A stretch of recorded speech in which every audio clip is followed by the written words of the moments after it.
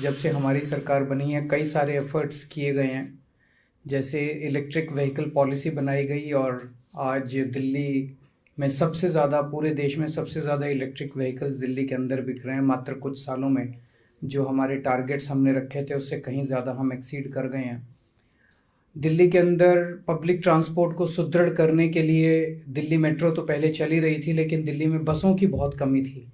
लेकिन अब दिल्ली के अंदर बसों की कमी भी पूरी करते जा रहे हैं। कई हज़ार बसेस पिछले कुछ 1-1.5 साल के अंदर हमने खरीदी हैं और आने वाले सालों के अंदर और कई बसें खरीदने की ज़रूरत है। और 2025 तक उम्मीद है कि 10-11 हज़ार के करीब बसेस हो जाएंगी और इनमें लगभग 80% बसेस जो हैं वो इलेक्ट्रिक बसेस होंगी। इसके अलावा ट्री ट्रांसप्लांटेशन पॉलिसी लागू की गई और बड़े स्तर के ऊपर पेड़ों को उगाया गया, पेड़ों को लगाया गया, जिसकी वजह से आज दिल्ली का फॉरेस्ट कवर बढ़ के 23.6% हो गया है। ये अपने आप में मायने रखता है क्योंकि दिल्ली का forest cover over a period of time घटने की बजाय बढ़ रहा है। पूरे देश में अन्य शहरों में देखने में आया है कि ट्री कवर जैसे जैसे विकास होता है, पेड़ काटे जाते हैं, ट्री कवर घटता है। दिल्ली के अंदर हम विकास भी हो रहा है लेकिन उसके साथ साथ ट्री कवर जो है, फॉरेस्ट कवर घटने की बजाय बढ़ रहा है। आज की डेट में वो 23.6% है। नेशनल एवरेज 20% है, उससे ज़्यादा है ये। जब जब ज़रूरत पड़ती है तब तब ग्रेडेड एक्शन प्लान तुरंत लागू किया जाता है। और साल दर साल अब देखने में आया है कि जो सीवियर पोल्यूशन वाले दिन हैं वो इस साल घट के केवल 3 दिन, इस साल नवंबर के पीक महीने में केवल 3 सीवियर डेज थे, which is much less than the last few years.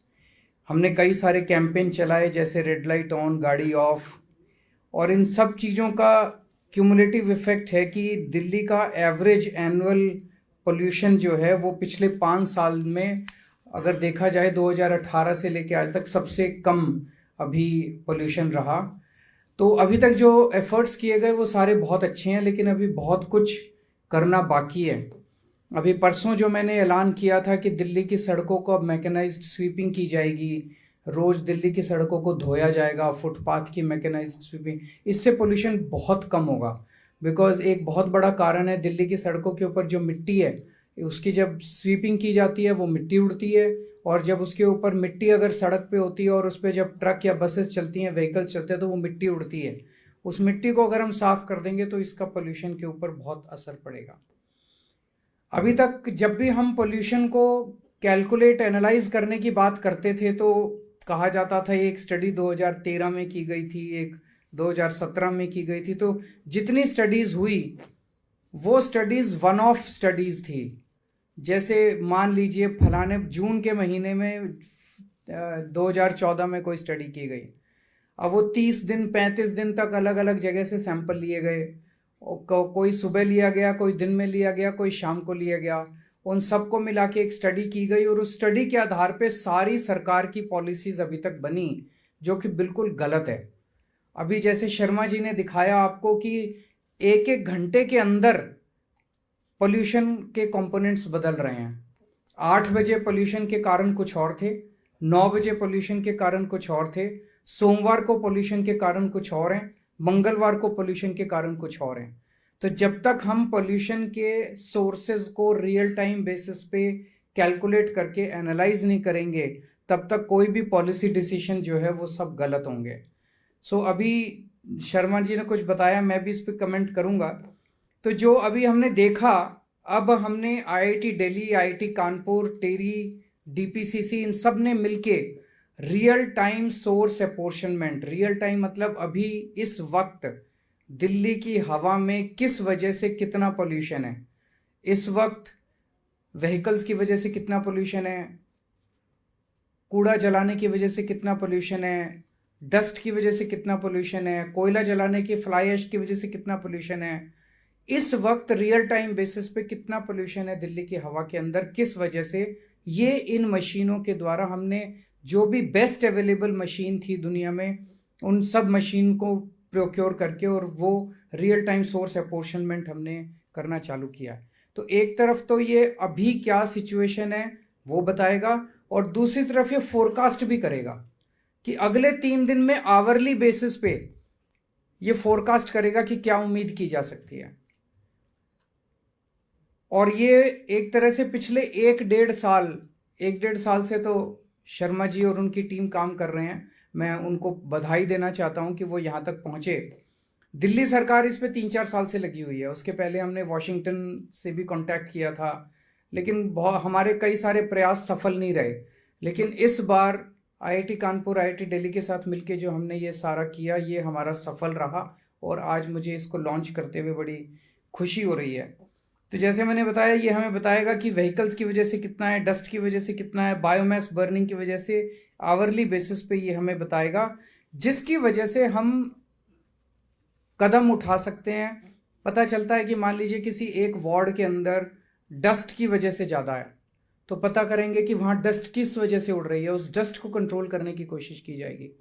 पता चलता है कि किसी वार्ड के अंदर इंडस्ट्रियल एमिशंस ज़्यादा हैं, तो वहाँ पे इंडस्ट्री को ठीक करने की कोशिश की जाएगी। तो हम specific area wise micro level पे जाके करेक्टिव स्टेप्स ले सकते हैं।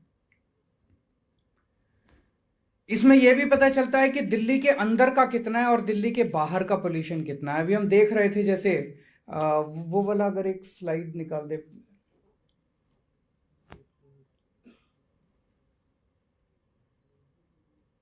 यही वाला, ये वाला। इसमें अगर हम देखें 24%, ये नीले वाला जो है ये तो बायोमास बर्निंग है, वो बाहर वाला ऑरेंज, और ये येलो वाला सेकेंडरी इनऑर्गेनिक, ये वाले जो हैं ये बाहर के हैं। हम देख रहे हैं कि लगभग 1/3 पोल्यूशन जो है दिल्ली का वो बाहर के सोर्सेस से है। वो जो सेकेंडरी इनऑर्गेनिक एरोसोल्स जो है ये बाहर का है, और ये लगभग कांस्टेंट है। पिछले 3 महीने का भी कांस्टेंट है और कल का 29 जनवरी का ये भी कांस्टेंट है।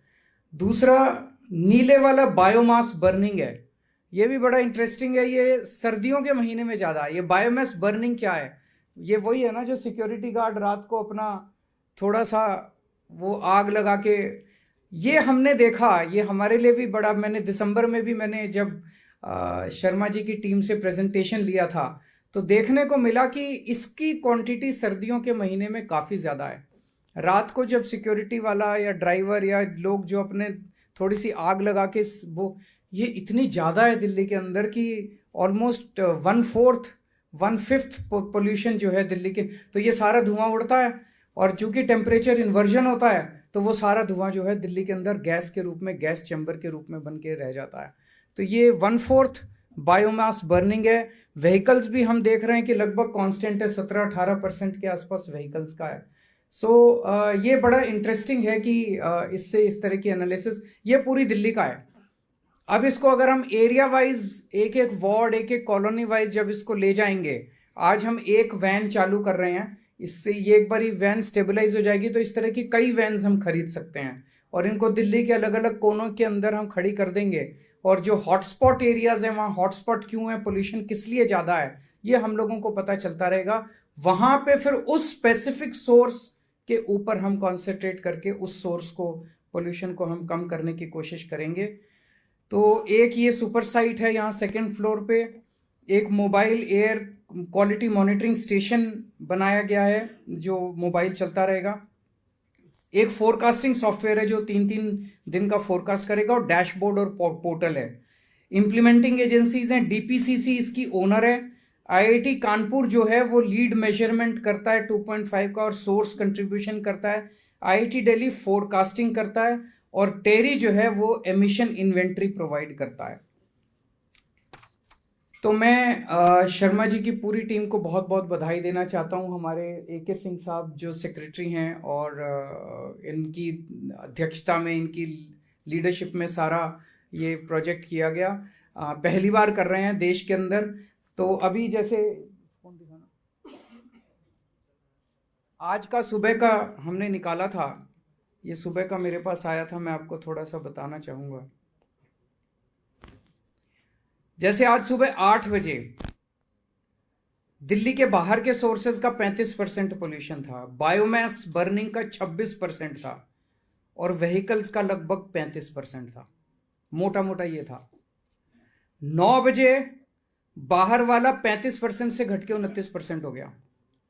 व्हीकल बायोमास बर्निंग उतना ही रहा, और व्हीकल्स जो है वो 35% से घट के 26% हो गया, और अदर सोर्सेज 11%। 10 बजे बाहर वाला उतना ही रहा, बायोमास बर्निंग जो है वो 0 हो गया। तो 10% तक जो लोग अपना छोटे छोटे लगा के बैठे हुए, तो वो सब अपने शायद दफ्तर चले गए, वो सारी आग खत्म हो गई। तो जो बायोमास बर्निंग 26% था 8 बजे, वो 10 बजे तक 0% हो गया बायोमास बर्निंग। व्हीकल्स का उतना ही रहा जितना सुबह था। तो ये बड़ा इंटरेस्टिंग है कि जिस तरह से हम इसको आवरली बेसिस पे एनालाइज करके, और हमें एग्जैक्ट पता चल जाता है कि कहाँ किस वजह से पोल्यूशन है। सो मैं समझता हूँ कि इससे हमें पोल्यूशन को कंट्रोल करने में काफ़ी मदद मिलेगी। अगर आपके कोई क्वेश्चंस हैं तो आप पूछ सकते हैं।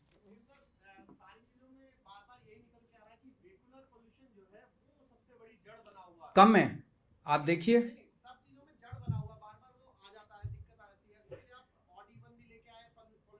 एक मिनट, आज 8 बजे 35% पोल्यूशन व्हीकल्स की वजह से था, 9 बजे 25% पोल्यूशन व्हीकल्स की वजह से था, 10 बजे 30% पोल्यूशन व्हीकल्स की वजह से था। व्हीकल्स का है, लेकिन उतना सिग्निफिकेंट नहीं है जितना हम अपने दिमाग में सोचते हैं। तो जैसे 10 बजे का लूं तो 36% पोल्यूशन दिल्ली के बाहर का है, 30% पोल्यूशन बायोमास नहीं, 30% पोल्यूशन व्हीकल्स का है, 22% अदर्स है। तो इसको अब जब और डिसएग्रीगेट करेंगे, एरिया वाइज जाएंगे, तो एरिया वाइज जाने से ये तो पूरी दिल्ली का हो गया। एरिया वाइज जाने से हो सकता है कुछ एरियाज हो जहां पे व्हीकल्स का ज्यादा हो, जैसे ट्रैफिक जैम है कहीं पे मान लीजिए, या बॉटलनेक्स हैं ट्रैफिक के, वहां हो सकता है व्हीकल्स का ज्यादा होगा, कहीं पे व्हीकल्स का कम होगा। तो एरिया वाइज माइक्रो डिसएग्रीगेट करके माइक्रो लेवल पे फिर हम जब स्टेप्स उठाने चालू करेंगे, तो एक सटीक तरीके से पोल्यूशन के ऊपर हम वार कर पाएंगे। अभी जो हम करते थे कि 2014 की ये स्टडी थी, 2017 की ये स्टडी थी, उस स्टडी का कोई मतलब नहीं था। आप देख रहे हो कि किस तरह से घंटा दर घंटा पोल्यूशन के सोर्सेस बदल रहे हैं, कारण बदल रहे हैं। सर, स्वीपिंग और डस्टिंग की जो बात कर रहे हैं, क्या लगता है इससे जो 2.5 है उसको कंट्रोल किया PM10 पे ज्यादा असर पड़ेगा डस्ट का। शर्मा जी, खासतौर से जब गर्मियों में ये पोल्यूशन बहुत ज़्यादा होता है, तो गर्मियों में जब आप इसको कंटिन्यू करेंगे तो गर्मियों का पोल्यूशन लेवल भी इसकी वजह से ये पूछ रहे हैं कि डस्ट जो है उसकी वजह से PM10 पे ज्यादा असर पड़ेगा, PM2.5 पे? PM10 पे ज़्यादा PM10 पे ज्यादा असर पड़ेगा, वो पार्टिकल्स मोटे होते हैं।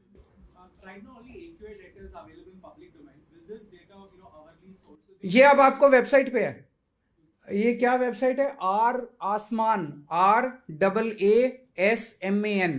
आप खुद देख सकते हैं, आर्ली बेसिस पे इस पे आता रहता है, rasman.com।